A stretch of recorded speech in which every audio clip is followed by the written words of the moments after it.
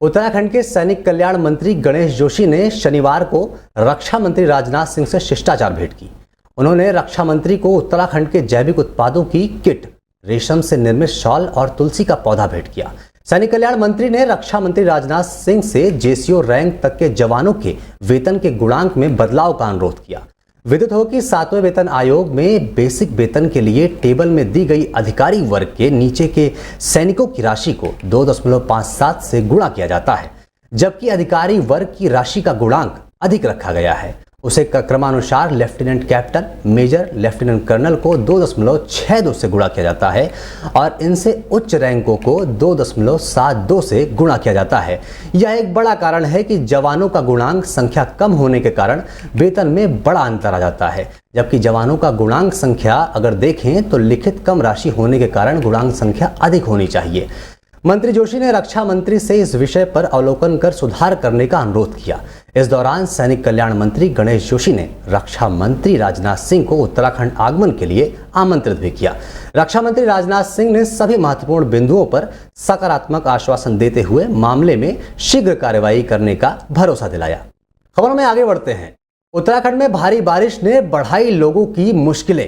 राज्य में एक नेशनल हाईवे समेत 300 सड़कें बंद हैं। 30 स्टेट हाईवे, 15 मुख्य जिला मार्ग और 5 अन्य जिला मार्ग बंद हैं, जबकि 106 ग्रामीण सड़कें और 140 PMGSY की सड़कें भी बाधित हैं। सड़कें बंद होने से सैकड़ों गांवों का संपर्क जिला मुख्यालय से कट गया है।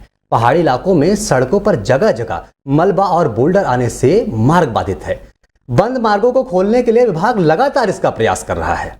बढ़ते हैं अगली खबर की तरफ। जिलाधिकारी देहरादून सबिन बंसल नगर निगम देहरादून पहुंचे। इस दौरान उन्होंने नगर निगम के अधिकारियों के साथ बैठक की।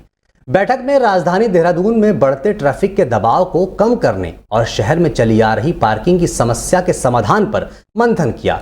बैठक के बाद जिलाधिकारी ने बताया कि बैठक में मैकेनिक ऑटोमेटिक पार्किंग बनाने का प्रस्ताव रखा गया था। उन्होंने कहा कि शहर में जिस तरीके से ट्रैफिक बढ़ रहा है उसके लिए मैकेनाइज्ड पार्किंग सही विकल्प है। उन्होंने बताया कि मैकेनाइज्ड पार्किंग के लिए शहर में कुछ जगह चिन्हित की गई है, जिनका सर्वे भी हो चुका है। इसके बाद एक पूरी प्रेजेंटेशन तैयार करके आम लोगों से भी राय ली जानी चाहिए, जिसके बाद शासन की अनुमति लेकर आगे की कार्रवाई शुरू कर दी जाएगी। बढ़ते हैं अगली खबर की तरफ। हिंदी दिवस के अवसर पर IRDTT ऑडिटोरियम में देहरादून के उत्तराखंड के मुख्यमंत्री उत्तराखंड भाषा संस्थान की ओर से हिंदी दिवस समारोह 2024 का आयोजन किया गया, जिसमें वो शामिल हुए। समारोह में बतौर मुख्य अतिथि CM पुष्कर सिंह धामी के शिरकत करने पर वहां जो कार्यक्रम का आयोजन किया गया, उस दौरान मुख्यमंत्री पुष्कर सिंह धामी ने लोगों को संबोधित भी किया, जिसमें कैबिनेट मंत्री सुबोध उनियाल भी शामिल हुए। दीप प्रज्वलित कर कार्यक्रम का शुभारंभ किया गया। वहीं मुख्यमंत्री ने इस अवसर पर भाषा संस्थान की पुस्तक उत्तराखंड की लोक कथाएं का विमोचन भी किया। वहीं कविता लेखन में श्रेष्ठ रहे छात्र छात्राओं को मुख्यमंत्री ने पुरस्कृत भी किया। इस दौरान मुख्यमंत्री पुष्कर सिंह धामी ने कहा कि सरकार ने भाषा के उत्थान व संवर्धन के लिए कई काम किए हैं। राज्य में इंजीनियरिंग और मेडिकल की पढ़ाई हिंदी में हो रही है। वहीं समारोह में भाषा मंत्री सुबोध उनियाल ने बड़ी घोषणा करते हुए कहा कि उत्तराखंड सरकार साहित्यकारों को साहित्य भूषण पुरस्कार देगी। पुरस्कार स्वरूप 5 लाख रुपए राज्य सरकार की ओर से दिए जाएंगे। सबको बधाई देता हूँ, शुभकामनाएं देता हूँ और हिंदी का प्रचार हो, प्रसार हो, नई पीढ़ी में लगातार ये विरासत की तरह आगे बढ़ती है। उसके लिए हमने बहुत सारे काम पहले से भी किया है। साहित्य गौरव सम्मान हमने शुरू किया है। साहित्य भूषण हम अब करने जा रहे हैं और जल्दी 5 लाख रुपए तक की धनराशि उस पुरस्कार में हमने उसका प्रावधान कर रहे हैं।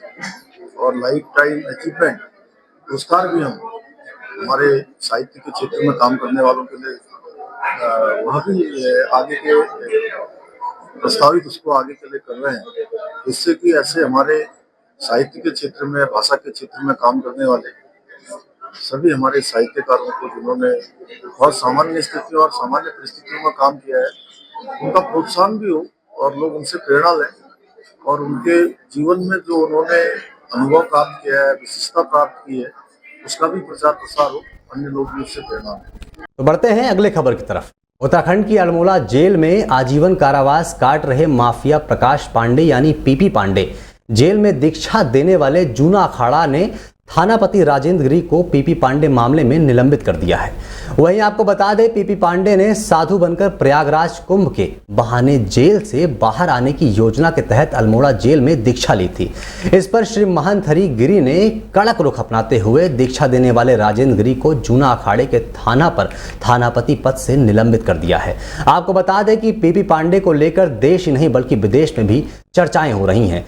महंत हरिगिरी ने बताया कि अखाड़ा प्रबंधन की जांच में प्रथम दृष्टि इन बातों की सत्यता प्रमाणित होने पर अखाड़ा प्रबंधन ने एक और राय थानापति राजेंद्र गिरी को उनके पद से निलंबित करने का निर्णय लिया है। आगे की कार्रवाई जांच रिपोर्ट के आधार पर की जाएगी। देखो, धर्म में, राजनीति में, समाज जीवन के हर क्षेत्र में अच्छे और बुरे लोग होते हैं और समाज सदा अच्छाई को स्वीकारता है और बुराई को हमेशा साफ करता रहा है। तो जिनके भी चरित्र में खोट है उनको समाज कभी स्वीकार नहीं करता, उनको आदर्श नहीं मानता। इसको किसी व्यक्ति या किसी संस्था विशेष पर केंद्रित नहीं समझते।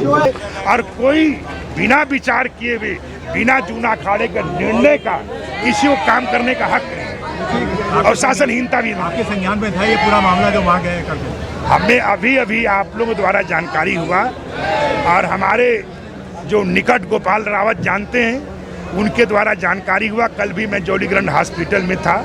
अनेक प्रकार का मेरा भी यहाँ जानते समाधि में रहा मैं, और समाधि में होने कारण जो है शरीरम व्याध मंदिरम, इस तरीके से था। मतलब बाकी है कि तुरंत ही मतलब जो है उसमें कार्रवाई हो। जनपद पौड़ी सहित प्रदेश भर में लगातार लैंडस्लाइड की घटनाएं बढ़ती जा रही हैं, जो एक चिंता का विषय बना हुआ है। भूवैज्ञानिक रवि नेगी ने बताया कि जब हवा का दबाव बहुत अधिक हो एक क्षेत्र पर पड़ता है, जिसके कारण उस क्षेत्र विशेष में लैंडस्लाइड की घटनाएं आम सी हो जाती हैं और वेस्टर्न हाट से चलने वाली हवा से ये दबाव और बढ़ता जाता है, जिसके कारण मानसून एक ही जगह से ज़्यादा बरसात होती है, जिसकी एक घटना अधिक देखने को मिलती है। उन्होंने कहा कि इस तरह की घटनाओं को रोकने के लिए पूर्वानुमान से ही इस घटनाओं में मानव हानि को कम किया जा सकता है। उन्होंने बताया कि जनपद में इस तरह की घटनाओं में कमी लाने के लिए व मानव हानि को रोकने के लिए डॉपलर रडार भी जनपद में स्थापित किया जा रहा है, जिससे इस घटनाओं को और कम किया जा सके। सामान्य से अधिक वर्षा होगी, जिस कारण हमारे यहाँ पर लो प्रेशर जोन की वजह से काफ़ी सारे बादल फटे हैं। क्लाउड बस्टिंग की वजह से, हैवी रेन की वजह से हमारे यहाँ लैंडस्लाइड जनरेट हुए। कई सारे लैंडस्लाइड, जैसे आमसोड़ का एग्जांपल हम लेते हैं, ये भी इनमें से एक है। टहरी घनसाली के एरिया में, बूढ़ा केदार में काफ़ी सारे क्लाउड बस्टिंग लैंडस्लाइड जनरेट हुए हैं। मुख्य कारण इनका क्लाउड बस्टिंग है। सर, इनको रोकने के लिए कुछ कार्य किए जाएंगे?